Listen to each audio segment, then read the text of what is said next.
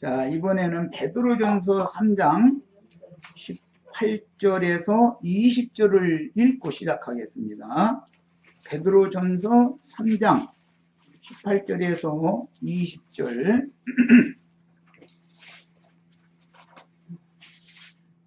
자, 찾으셨죠?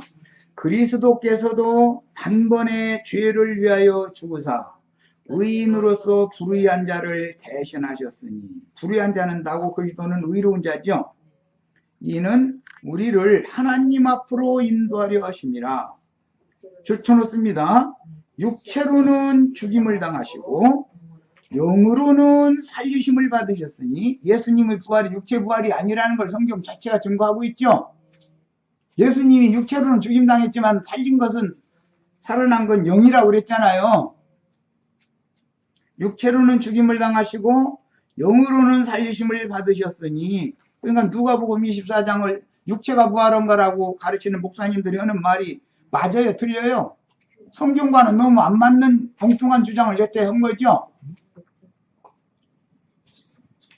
자, 그가 또한 영으로, 살아난 영으로 옥에 있는 영들에게 선포하시니라 그랬어요.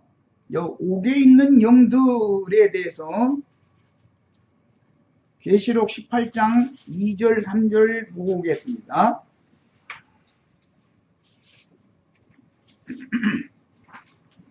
옥에 있는 영들이라는 이 동일한 용어가 계시록 18장에 나옵니다.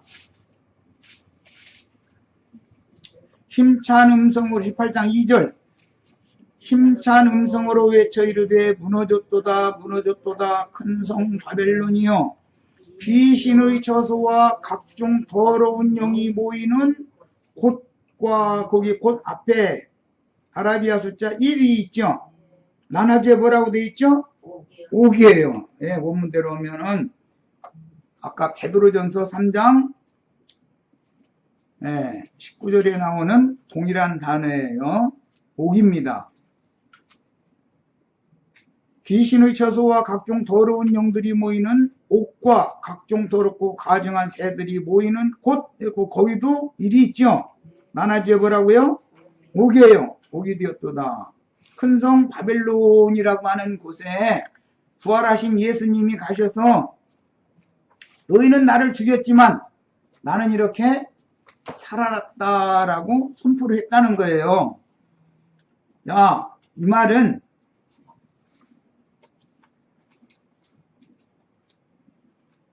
그때 당시 유대인들에게 절기를 지키러 유대인들이 예루살렘에 모이죠. 그들이 예루살렘에 모이면 그곳이 다 하나님이 보시기에 악령들이 옥이다 이거예요. 옥이다 이거예요. 거기다 지옥에 들어간다, 지옥에 들어간다 그래서 했는데, 뭐가 옥인지를 알아야 돼. 예.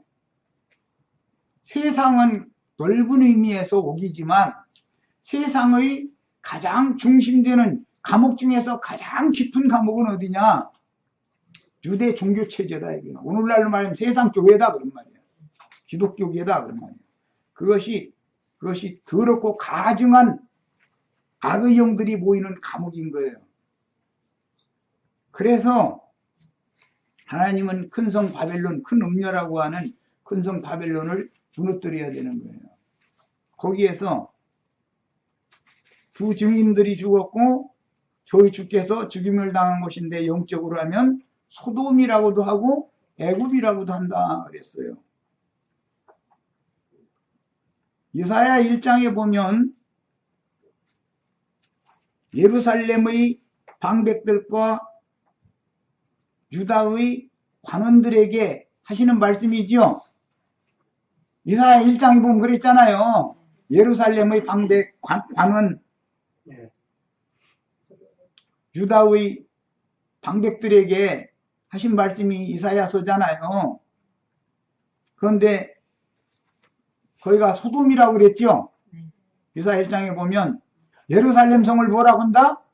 소돔이라고 한다. 아브람 때 있었던 소돔과 이사야 선지자가 선포하는 소돔은 시간적으로 안 맞는 말이잖아요. 소돔은 음란의 도시예요. 많은 물이 앉은 큰 음녀는 음란한 여자잖아요. 남편 7이라고 그랬어요. 7머리를 가지고 있다 그랬어. 그런데 그 7머리들이 전부 짐승들이다 그랬어. 레위기나 민수기, 신명기 율법에 의하면 여자가 짐승과 행음을 하면 둘 다 돌로 쳐 죽이라고 그랬죠. 남자가 또 짐승 암컷과 행음을 하면 둘 다 돌로 쳐 죽이라고 그랬어.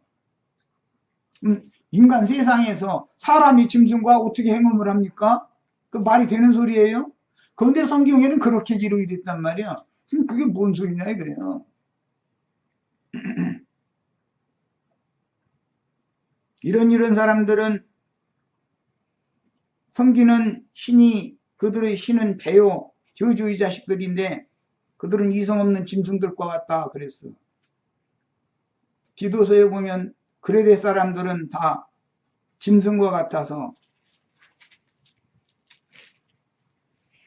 하나님의 말씀을 아무리 전해도 받아들이려고 않는다는 거예요. 짐승의 마음을 받아가지고. 세속교계의 계시록 13장에 보면 바다에서 올라온 짐승, 땅에서 올라온 짐승 얘기 나오죠. 짐승 우상 앞에 가서 절한다는 게 뭐예요? 금송아지 앞에 가서 무상숭배하고 절한다는 것이 송아지 제사, 짐승 제사하는, 율법 제사하는 사람들이 다 하나님 볼 땐 짐승들이다 이거예요. 율법 제사장들이 다 짐승들이야. 예수님께서 십자가에서 율법 증서를 다 도말하시고 폐해버리고 완전한 율법으로, 그리스도 율법으로 바꿔놨는데도 그리스도 율법을 계속 반대로 행한다 이거예요. 육체의 율법 행위를 여전히 복원시켜서 하려고 한다고 해요. 다 하나님의 말씀을 읽어도 들어도 깨달이 없는 것들은 다, 사람은 존귀한 자나 존귀에 처해졌지만 깨닫지 못하는 자는 다 짐승들이다 그랬어. 인간으로 태어났는데 하나님 말씀을 읽어도 들어도 깨닫지 못한 거 짐승들이라고. 그런 짐승들하고 가서 행음한다는 게 뭐예요? 신자들이 가서 말도 같지 않은 세상 얘기, 육체에 상관되는 얘기, 맨 그런 얘기 하는데 육체 부활 뭐 주장하고 그런 데 가서 아멘 아멘 하고 나자빠지고 좋아 죽는다고 그날리를 내고, 그게 하나님 볼 때는 아주 가증한 짓을 하고 더러운 짐승들과 행음하는 짓을 한단 말이에요. 성경이 전부 짐승 얘기하면 그게 말씀 가르치는 사람들 하는 말이면 보고 하는 말인 거예요. 잘 이해를 하시기를 바라요. 내가 3면으로 갑니다. 오늘날 세속교계도 예수님의 부활이 육체 부활이라고 주장하는 근거를 이렇게 누가복음 24장 39절로 42절 오늘 살펴본 것처럼 그렇게 주장하는데, 예수님 당시 바리새인들과 똑같은 그런 용이다. 그래서 신약시대의 계시록에 자칭 유대인이라 하나 그렇지 않고 거짓말하는 자들이요 사탄의 회, 당이다 이렇게 했어요. 회라는 건 그 모임, 당이라는 건 그들끼리의 교파, 그런 뜻이에요. 그게 원문은 뭐라고요? 헤로시스, 이단이라는 말이에요. 그 당시 구속을 이룬 후에 부활체로 지지자들에게만 비밀리에 나타내 주신 예수님의 신령한 새 몸을 사흘 전의 육적인 몸이라고 주장하는 무지한 자들은 그렇다면 왜 지지자들이 그 예수님을 몰라보고 유령인가 생각하였으며 어떻게 문들을 닫은 상태에서 나타내셨는지를 설명하지도 못하면서 주님의 생명의 부활을 육신의 생각대로 확정하고 주장하려 하니, 그들은 사흘 전과는 전혀 다른 모양으로 지지자들에게 나타내신 신령한 주님의 새 몸을 전혀 이해할 수가 없는 것입니다. 구속을 이룬 후에는 아론 반차의 제사법을 폐하고 멜기세덱 반차의 제사법을 실현하여 친히 기름을 부어 세우신 참 제자들에게 복음을 전파하는 제사장 직분을 위임하여 이 제자들이 나가서 예수 그리스도의 피를 죄인들의 신앙 양심에 뿌려가지고 양심상 죽은 자들을 살려서 살아계신 하나님을 섬기게 하는 새로운 말씀이 전파되는 것이 완전한 거죠. 모세의 율법을 예수님이 완전케 하러 오신 거 아니에요. 완전케 한다는 건 뭐예요? 짐승피 뿌려가지고는 완전케 될 수 없는 거다. 그리스도의 피를 믿는 이들의 신앙 양심에 뿌려서 양심상으로 죽었던 자를 살려서 살아계신 하나님을 섬기게 하는 것이, 그래야 다 제사장으로 설 수 있다 그런 말이에요. 그것이 율법의 완성이다 이런 말이에요. 야, 제자들이 드리는 신령한 식물을 기쁘게 연락하심으로 율법 제도의 제사와 제사장 직분은 폐기되고 멜기세덱 반차의 제사 제도가 실현된 것입니다. 창세기 2장 7절 읽고 요한복음 2장 20절로 23절 읽겠습니다. 창세기 2장 7절 봅니다.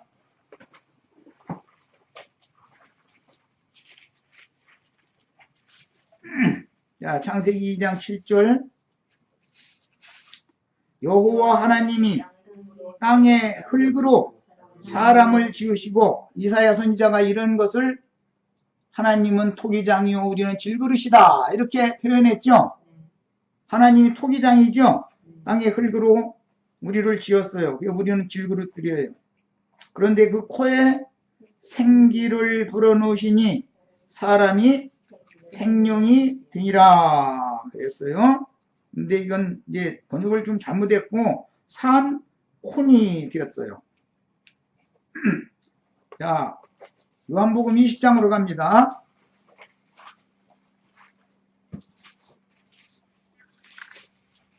땅의 흙으로 아담을 지으시고 코에 생기를 불어넣었을 때 그 생명은 영원한 생명이에요? 죽는 생명이에요?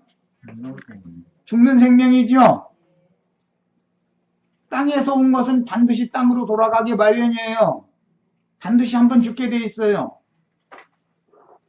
자, 우리가 육신의 부모를 통해서 인간 나라의 세상에 혈육을 입고 태어나면 죽음을 향해서 가는 거예요? 영원한 생명을 향해서 가는 거예요? 하루하루가 다 죽어가는 거죠? 죽음을 향해서 가는 거예요. 그러므로 반드시 다시는 죽음이 없는 완전한 생명을 얻어야 되는 거예요. 그래야 영생할 수 있어요. 자, 이제 요한복음 20장으로 갑니다. 19절부터 23절까지 읽겠습니다. 이날 곧 안식 후 첫날 저녁 때 제자들이 유대인들을 두려워하며 모인 곳에 문들을 닫았더니, 아까 누가복음을 마음에 담아 두시고 읽는 거예요. 같은 배경을 지금 설명한 거예요. 예수께서 오사 가운데 서서 이르시되 너희에게 평강이 있을지어다 이 말씀을 하시고 손과 옆구리를 보셨다. 여기서는 손과 발을 보였다고 하지 않고 옆구리를 보였다고 그랬어요. 왜? 옆구리는 또 창으로 찔렸으니까. 네. 여기서 요한복음은 생명을 주로 다루기 때문에, 영원한 영적 생명을 다루기 때문에 옆구리에서 피와 물이 나왔죠. 아담을 깊이 잠들게 하고 옆구리에서 갈빗대를 꺼냈다겠죠. 피와 물을 통해서 형제 자매님들을 새 창조하시는 거예요. 아담을 깊이 잠들게 하고 옆구리에서 갈빗대를 꺼내가지고 여자를 지었죠. 해가지고 아담에게 다시 중매를 했죠. 그러니까 그 여자를 볼 때 이는 내 뼈 중에 뼈요 살 중에 살이로다 하고 환호했다고 그랬어요. 자, 예수께서 또 이르시되 너희에게 평강이 있을지어다 아버지께서 나를 보내신 것 같이 나도 너희를 보내노라 이 말씀을 하시고 그들을 향하사는 제자들이죠. 문 닫고 있는 유대인들이 두려워서 어떻게 한다고요? 숨을 내쉬며 이르시되 성령을 받으라 그러셨어요. 아담에게 흙으로 지어놓고 나서 코에 생기를 불어넣었던 것은 모형이죠. 그 아담은 죽지요. 길게 살면 930년, 1000년 사는 거예요. 무드셀라 969년 살았어요. 아담 세계 사람이 길게 살면 1000년 사는 거예요. 어차피 죽는 거예요. 1000년을 살아도. 그러나 육체로는 죽임을 당하시고 영으로는 살리심을 받은 예수 그리스도 생명 주는 영, 살려주는 영이 되신 예수님이 제자들에게 부활의 날 저녁에 오셔서 숨을 다시 불어넣어 주시면 그 새로운 호흡을 받으면 영원히 죽지 않는다 그 말이에요. 오늘 우리 이 시간에 지금 영생어도로 모인 거예요. 영생어도로.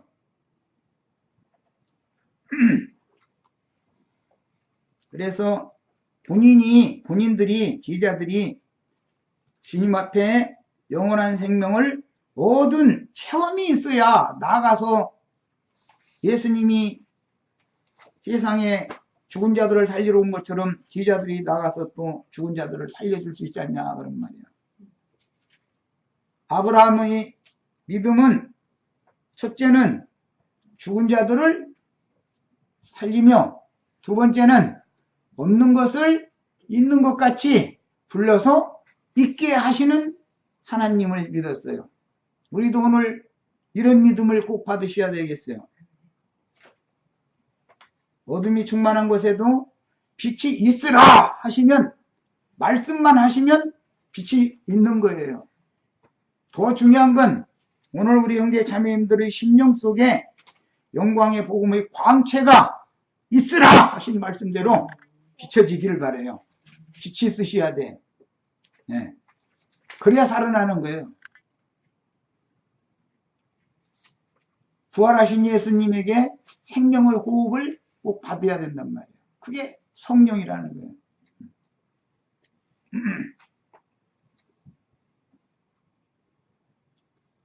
영원한 생명의 빛을 우리 속에 넣어주기 위해서는 우리 인간들에게 원래 믿음이 있었어요? 없었어요? 믿음의 주요 온전케 하시는 이는 예수님이죠. 그래서 예수 그리스도 안에 있는 믿음이 우리에게 부어지는 것이 영원한 생명을 불어넣어 주는 거단 말이에요. 이게 믿음의 말씀이라는 거예요. 믿음의 말씀, 구원의 말씀을 사도들에게 맡겼다는 거예요. 이해하시겠죠, 이제? 자, 이제 다시 부활 생명을 또 들어갑니다. 3페이지 하반부로 갑니다.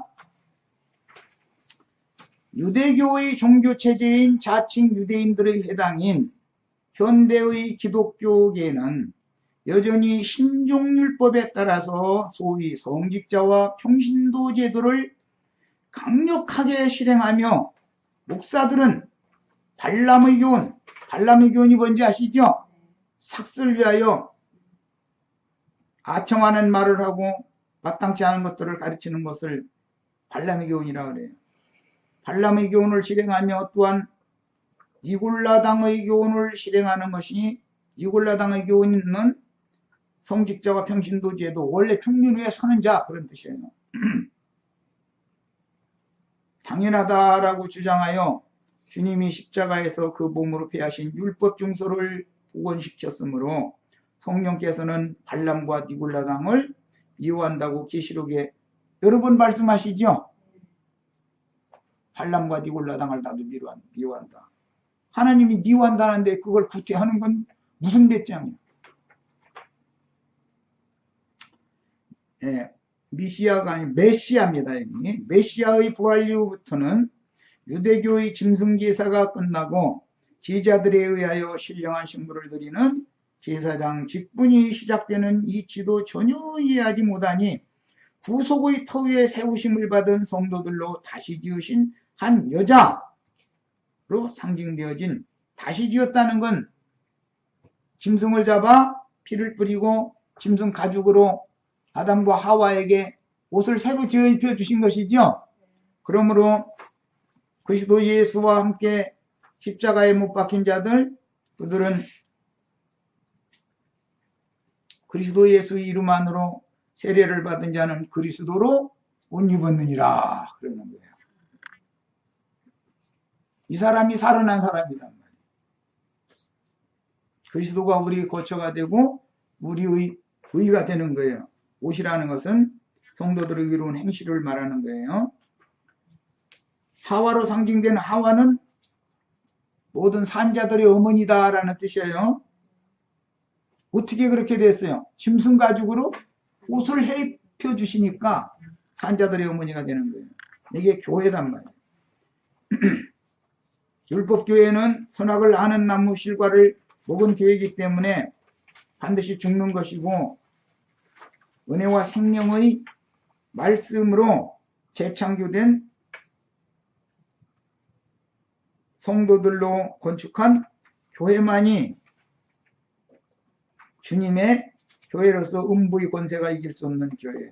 사도행전 7장 47절로 50절 읽겠습니다.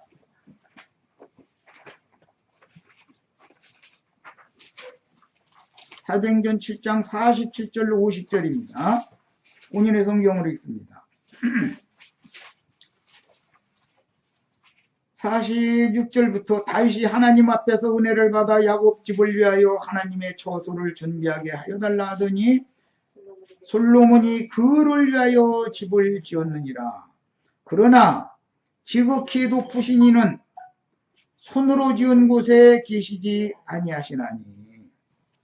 지극히 높으신 이는 손으로 지은 곳에 계셔야 안 계셔요?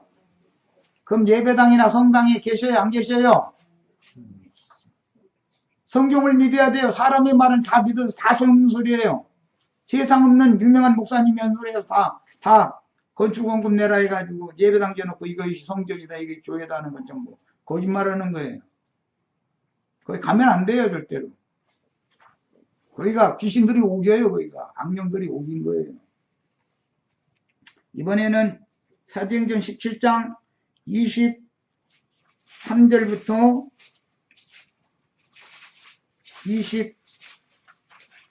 27절까지 읽겠습니다.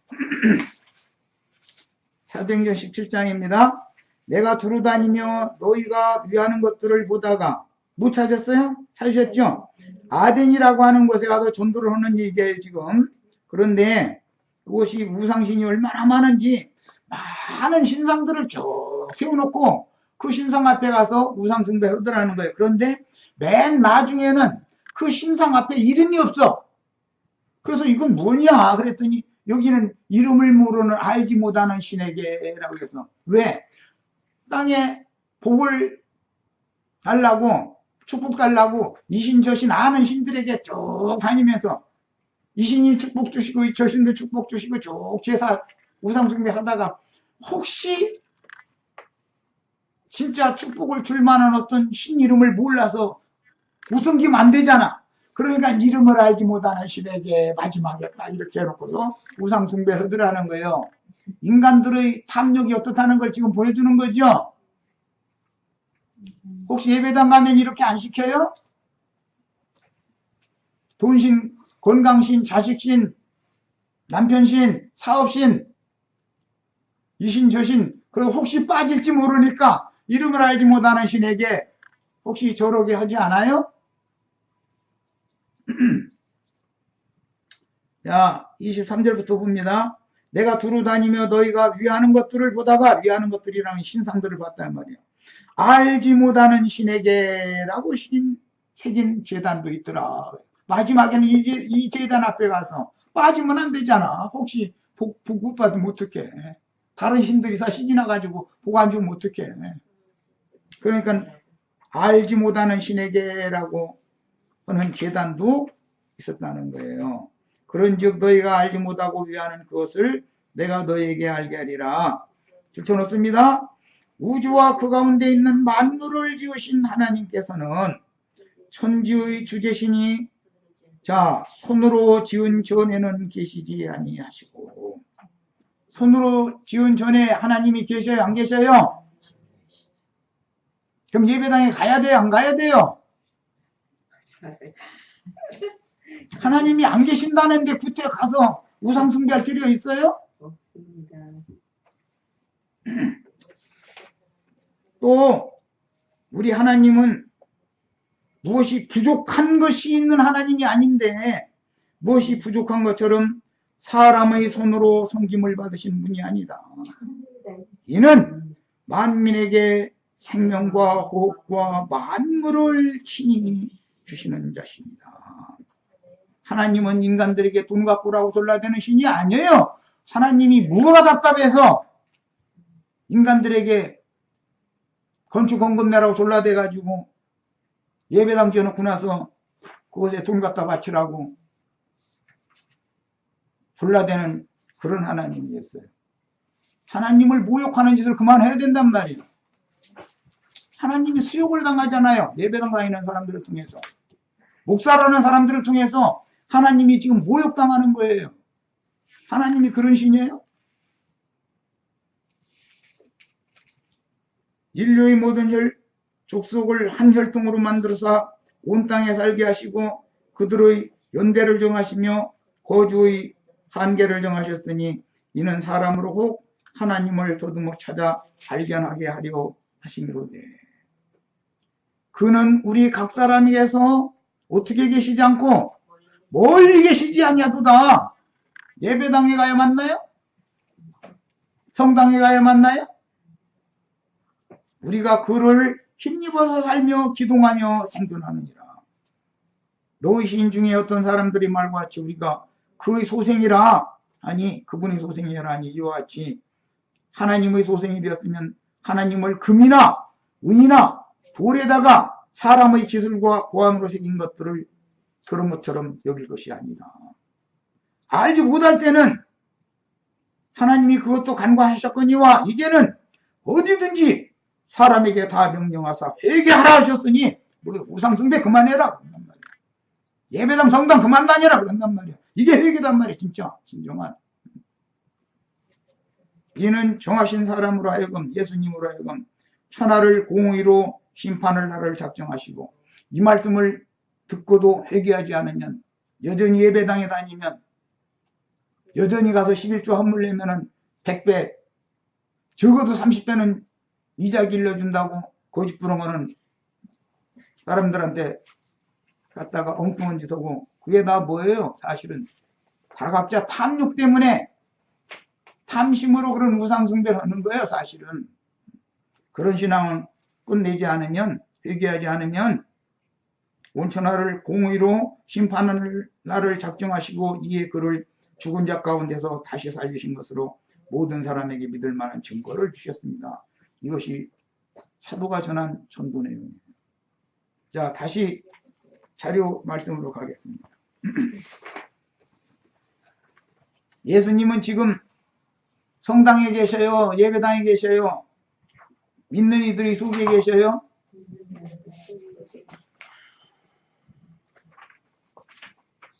고린도후서 13장 5절 한 절만 읽고 오겠습니다.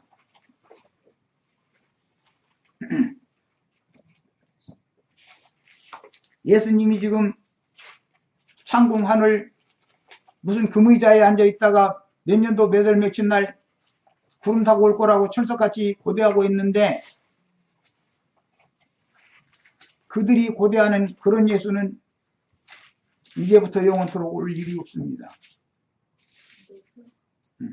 자, 고린도 후서 13장 5절입니다.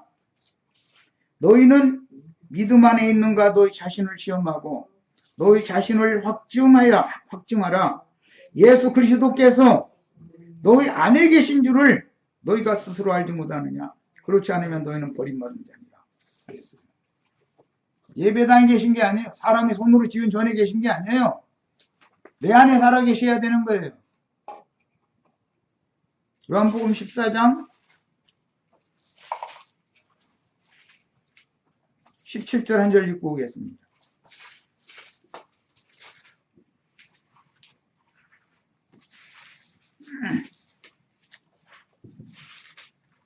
그는 진리의 영이라 이 세상은 능히 그를 받지 못하나니 이는 그를 보지도 못하고 알지도 못함이라. 그러나 너희는 그를 아나니 그는 너희와 함께 거하시며 또 너희 속에 계심이라. 성경을 믿으시기를 바랍니다. 아직도 이런 영적 체험이 없으시면은 예배당에 아무리 열심히 내고 11조 헌물을 아무리 갖다 많이 바쳤어도 그것 때문에 지옥 가장 깊은 곳에 들어갈 줄만 아시길 바랍니다. 하나님 하지 말라는 것을 골라가면서니까. 하라는 것을 왜 안고 하지 말라는 것만 그렇게 골랐어요. 자, 이제 4페이지로 갑니다.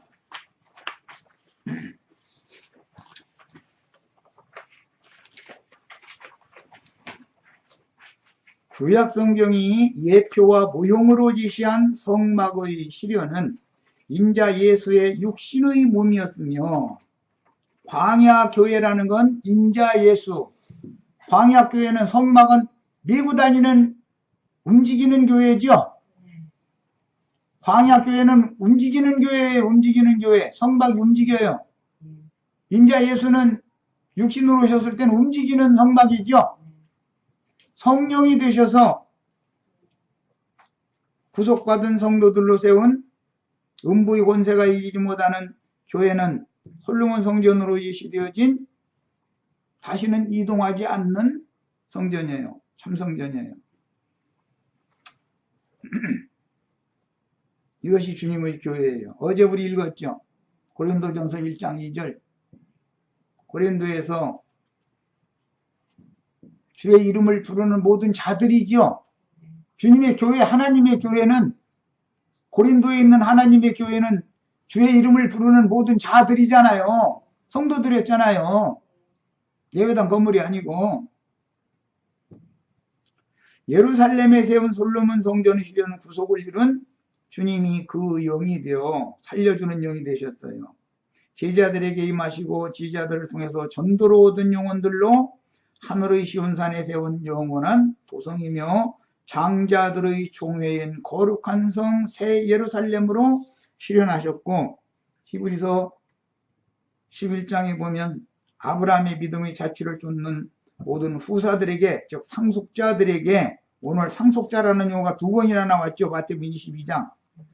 그 상속자들에게 하늘의 한 성을 준비하셨고, 모든 믿음의 선진들은 그 성을 바라보고 이 땅을 살 때는 장막에 살면서 행인과 나그네로라고 증거하며 살았다고 그랬어요.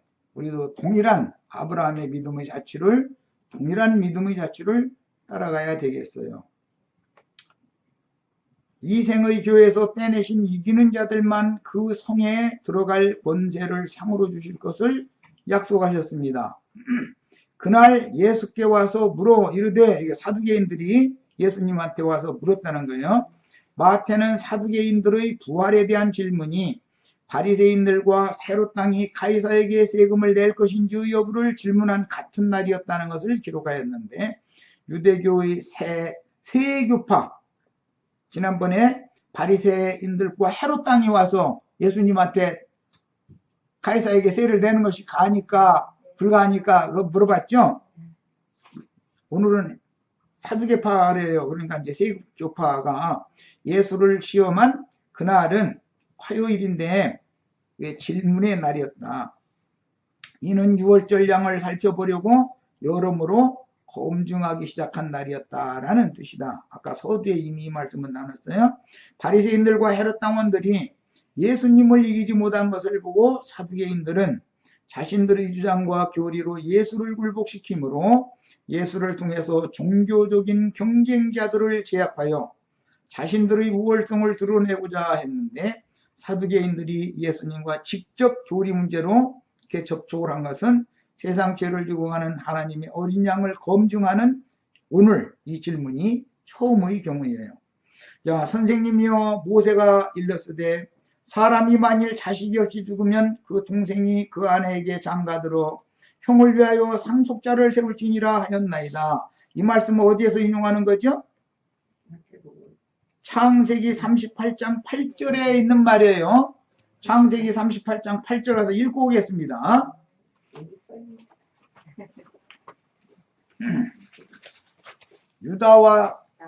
유다의 며느리 다말 이야기죠. 유다가 가나안 여자를 얻어가지고 아들을 셋 낳는데 장자를 하나님이 쳐 죽이고 나니까 찾아보고 한 이야기가 창세기 38장 8절에 나오죠. 유다가 오난에게 이르되, 읽으세요 같이. 네 형수에게로 들어가서 남편의 아우된 본분을 행하여 네 형을 위하여 시가 있게 하라. 오난이 그 시가 자기 것이 되지 않을 줄 알므로 형수에 들어갔을 때 그 형에게 씨를 주지 아니하려고 땅에 설정하매 그 일이 여호와 보기에 악해서 또 그도 죽였다 그랬어요. 거기서 인용하는 말씀이에요. 이 말씀이 율법에는 신명기 25장에 나오죠. 신명기 25장 5절 6절 두 절만 찾아서 읽고 오겠습니다. 창세기 38장이 신명기 율법으로 확정이 됐어요. 이 신명기 율법 말씀을 가지고 사두개인들이 지금 예수님한테 따지는 거예요. 그들이 알고 있는 율법을 가지고 따지는 거예요. 자, 신명기 25장 5절부터 6절. 형제들이 함께 사는데 그중 하나가 죽고 아들이 없거든 그 죽은 자의 아내는 나가서 타인에게 시집가지 말 것이요 그의 남편의 형제가 그에게로 들어가서 그를 맞이하여 아내로 삼아 그의 남편의 형제된 의무를 그에게 다 행할 것이요 그 여인이 낳은 첫 아들이 그 죽은 형제의 이름을 잊게 하여 그 이름이 이스라엘 중에서 끊어지지 않게 할 것이니라 그랬어요. 이 말씀이 역사상에 실현된 것이 룻기죠. 네. 역사상에 룻기에서 이게 실현이 됐습니다. 자, 룻기 강의 자료 남았어요? 네. 남았으면 우리 저 배영재님 부부에게 한번 주세요. 꼭 읽어보시기 바랍니다. 본디 레위기 18장 16절이나 레위기 20장 21절에는 형제의 생전에 형수나 제수와 생명의 연합을 맺는 경우는 근친상간이기 때문에 엄히 금지되어 있습니다. 그런데 신명기 25장 5절로 6절에서는 형제가 아들, 즉 씨가 없이 죽은 경우 형수는 다른 데 시집을 가면 안 되고 가장 가까운 근족인 그 동생이 형수를 취하여 맏아들을 낳으면 그 맏아들은 자기의 것이 아니고 형의 이름으로 대를 잇도록 이렇게 율법에 정해졌어요. 이 율법이 모압 족속이 득세한 사사시대의 초기에 룻기에서 역사상에 실현이 됐습니다. 룻기는 성경의 구속사의 핵심이기 때문에 반드시 룻기를 영적으로 깨달아야만 믿는 사람이에요. 룻기 내용을 모르면 믿는 사람이 아니에요. 생명을 얻은 사람이 아니에요. 히브리인들은 장자를 매우 중요하게 여겨서 부모를 곡하면 부모님이 남긴 유업을 분배할 때 다른 형제들보다 장자는 갑절의 몫을 받도록 신명기 21장에 이게 규정이 되어 있죠. 장자 가문의 대를 반드시 이어야 된다.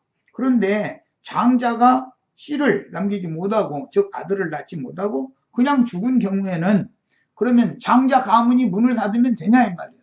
왜 이렇게 셈족은 장자를 중히 여기는가? 어제 그저께 말씀 나눴죠? 출애굽을 할 때 바로의 장자는 다 쳐 죽이고 여호와의 장자만 건져냈죠. 그래서 장자들만 계수를 하는 얘기. 레위인으로 대체하는 장자들은 반세겔씩만 내지만 숫자가 남았어. 그런 경우에는 몇 세겔 내라고요? 5세겔을 내라고 했어요. 그 남은 자손의 장자들은 이방 교회 중에 장자들을 말하는 것이다라는 거 어제 말씀 나눴죠? 그저께. 예. 구약 성경에 나오는 일은 율법을 다 알아야 돼. 성경을 몰라가지고 구원을 받을 수가 없어요. 25절 무리 중에 칠형제가 있었는데 마디가 장가들었다가 죽어 상속자가 없으므로, 상속자가 없다는 건 맏아들이 아들을 낳지 못했다 그 말이에요. 원래 여기 아들이라는 용어는 씨라는 단어입니다. 씨. 닷이라고 나면 여자라고 그래요. 항상 성경은 셈족은 남자는 씨라고 표현을 해요. 아브라는 말을 몇 번 말씀드렸죠. 히브리어의 첫 번째 단어가 1번 단어가 뭐라고요? 아브라는 단어인데 자손 또는 선대, 후손 여러 가지로 이렇게 번역에 사용되는 용어예요. 씨의 흐름이 필요하단 말이에요. 장손 가문이라는 걸 이렇게 중요히 여겼어요. 셈족은. 우리나라 사람들도 셈족이기 때문에 장손 가문은 대가 끊어지지 않게 하려고 지체자손의 아들이 있으면 양자로 입적을 시키죠. 그게 셈족 이 성경 문화에서 온 거예요. 그대로 하는 거예요. 우리는 성경을 몰라도 그렇게 했어요. 몇천 년 동안. 우리도 셈의 후손이기 때문에 그런 거예요. 그 아내를 동생에게 물려주고 그 둘째와 셋째로 7째까지 그렇게 하다가 최후에 그 여자도 죽었나이다. 사두개인들이 가정한 내용인데 신명기 25장과 대조를 한다면 그들이 예수님께 제시한 예증이 대단히 현실적인 것으로서 부인할 수 없는 상황이므로 장자의 아내 한 여자를 칠형제가 모두 취했으니 만약에 부활이 있다면 육체의 부활이라면 말이에요. 육체의 부활이라면 부활 때 누구의 아내로 부활이 되겠느냐라고 지금 묻는 거예요. 예수님한테. 너무 그럴싸하잖아요. 논리적으로 볼 때. 그렇죠? 한 여자를 칠형제가 다 취했는데 만약에 육체가 부활한다면 어떤 사람의 아내로 부활을 해야겠냐? 그게 이러고 따지니까 예수님 답변 묻을 것 같으죠. 그래서 따진 거예요. 지금. 최후에 그 여자도 죽었나이다. 칠형제가 모두 그녀를 통해서 아들을 두지 못하고 최후로 그 여자도 죽었다고 가설을 제시한 것은 사두개파의 교리대로라면 그 여인의 죽음은 곧 이 생에서의 삶뿐 아니라 사후에도 생명의 부활에 관한 어떤 가능성도 바랄 수 없는 완전한 종결이었다. 그렇죠? 그 여자가 죽으면 칠형제 다 죽어버렸으니까 이제 그 가문 문 닫는 거 아니에요? 예, 생명의 부활에 대해서는 이거는 완전히 끝난 거죠. 이 집안은. 자, 천사들의 실체를 증거하시며 천사들의 수종을 받으시며 전도하여 죄인들을 구속하여 영을 살려주실 것으로 시작되는 영의 부활을 근거로 죽은 자를 살리시며 없는 것을 있는 것처럼 불러있게 하시는 그리스도 예수 안에 있는 믿음의 능력과 구원의를 몸소 실현하여 죽은 자를 살리시며 예수님이 죽은 자를 많이 살려줬죠. 뭐 나인성 과부의 아들 죽은 거 살리기도 뭐 하여튼 죽은 자 살린 얘기 많이 나오죠. 또 병든 자들을 일으키시는 표적들을 보이면서 영생하시는 하나님의 구원을 설파하신 주님의 사역은 완전히 허무할 뿐이라 하는 자신감에 찬 문제 제기를 이렇게 하는 거다. 예수님은 분명히 죽은 자를 살리셨고 병든 자도 일으키시고 그런 표적을 많이 행하시면서 영원한 세계에 대하여 계속 설파를 하셨죠. 그런데 부활이 없다면 죽은 자의 부활이 없다면 영원한 세계라는 게 있을 수 없는 거 아니에요 지금. 그러니까 사두개인들은 지금 예수님의 말씀 증거에 대해서 정면으로 도전을 하는 거예요. 그런즉 그들이 다 그를 취하였으니 그런데 허라고 영문으로 되어 있으니까 그녀죠. 취하였으니 부활 때에 7중의 누구의 아내가 되리까? 이 질문을 던지려고 앞에서 모세의 글에 나오는 계대 상속법을 먼저 제시한 후에 신명기 25장 칠형제가 마지의 아내를 모두 취하였지만 아들을 두지 못하고 최후로 그 여자도 죽었다고 하여 나름대로는 계산된 상황을 완벽하게 설정하고 부활은 없다는 자신들의 주장을 통해서 바리새 교파를 이기려고 지금 시도를 하고 있는 중이다. 바리새 교파의 부활 때문에 너무 심각하게 교리 논쟁을 하니까 바리새파를 이기려고 지금 이런 거예요. 사두개인들은 이 수혼법, 계대 상속법이 수혼법은 율법의 히브리어로 뭐라고 한다고 그랬죠? 모하르 율법이라고 한다고 그랬죠? 모하르 율법.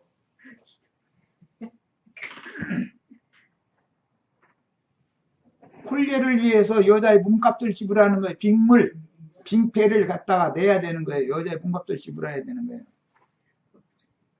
그 다음에 계대상속법, 계대상속법이라는 것은 장손 가문을 이어주기 위해서 동생이 형수를 취해서 받아들으려면 그 아들은 자기 것이 아니고 형님의 것으로 입적을 해줘야 되는 거예요. 그런 걸 계대상속법이라고 그래요.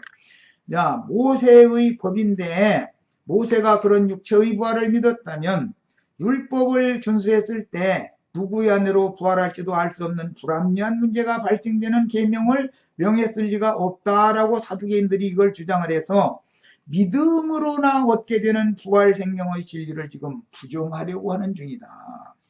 예, 믿음의 세계에 대해서는 깜깜하다 그 말이죠. 이 사람들이.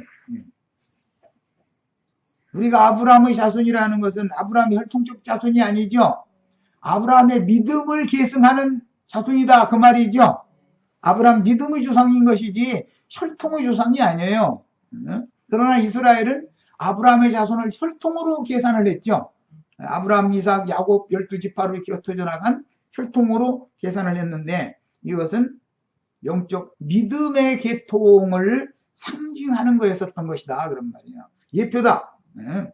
자, 29절 예수께서 대답하여 이르시되 너희가 성경도 하나님의 능력도 알지 못하는 거로 오해하였도다. 하나님의 말씀 잘하는 신명율법 너무 잘하는 사람들이었는데 사실은 오해해서 한 거 아니에요. 얼마든지 그럴 수 있죠. 오늘날 유명한 목사님들 하나님 말씀 다 오해해서 알고 있기 때문에 이 모양 된 거 아니에요 지금 세상이. 오해해서 한 걸 갖다가 자꾸 주입을 시키다 보니까 맹신자들을 만들어 놓다 보니까 사람들이 어떤 설교를 말씀을 강론을 가르침 받으면 성경에 그러한가 해서 가서 신사적으로 성경을 뒤져가지고 성경의 확증을 받아야 되는 건데 그러려고 않는다 이거예요. 왜? 목사들은 소위 말하는 병신도들이 성경 자기보다 더 많이 아는 걸 싫어해요.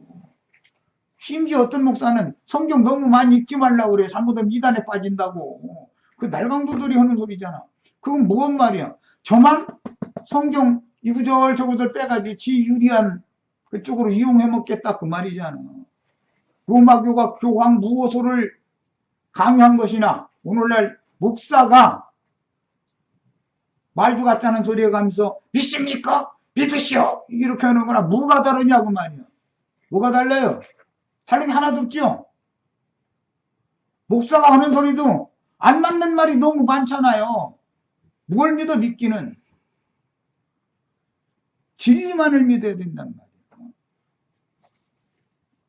본문의 성경이라는 이 하이그라페라고 하는 용어는 구약 문서 전체를 가리키는 용어인데 예수님은 부활 진리가 성경 모세오경과 선지자들의 예언과 욥기를 포함한 시가서들에서 모두 증거하는 진리임을 밝히려고 지금 이렇게 시작을 하신 겁니다. 모든 성경은 부활이요 생명이신 그리스도에 대하여 증거하는 것이며 예수님이 이번 6월절에 죽임을 당함으로 구속을 이룬 후에는 살려주는 영으로 부활 승천하여 천지의 주권을 가지고 비밀스럽게 제자들에게 재림하여 그러니까 제자들에게는 예수 그리스도가 함께 살아계신 거죠.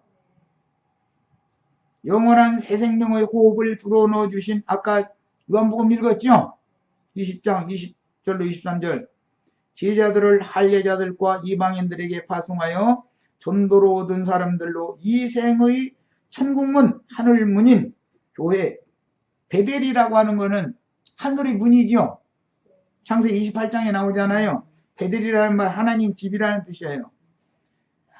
한국의 문인 교회로 세우는 새 창조의 세일을 시작하신 사실을 증거하고 있습니다. 네, 시간이 다 돼서 일단 오늘은 여기까지 하겠습니다. 그리고 내일 이 말씀을 이어서 나누도록 합니다.